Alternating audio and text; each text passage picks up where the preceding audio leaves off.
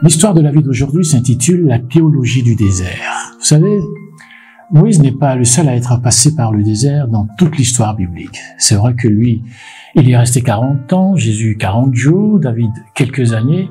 Élie sera même nourri par les corbeaux. Paul lui-même, il sera 3 années et demie. Bref, il y a dans la Bible une théologie du désert. Au moment où vous passez par un désert affectif, moral, financier, spirituel, physique ou professionnel, il est légitime de vous poser des questions. Et ce sont toujours les mêmes. Mais pourquoi? Comment cela se fait-il?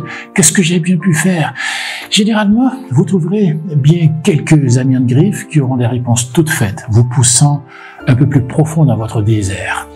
Ne vous arrêtez pas à ce qu'ils racontent. La théologie du désert dans l'Écriture sainte nous apprend plusieurs choses. Dieu n'envoie jamais ce qu'il aime au désert, quelle qu'en soit la forme, par plaisir, mais par nécessité. Et c'est justement parce qu'il vous aime. Là, il peut vous parler, vous préparer, vous délivrer de vos scories, vous épurer, vous transformer, vous guérir, pourvu que dans votre désert, vous puissiez dire avec l'homme de Dieu, mon âme a soif de toi, Seigneur.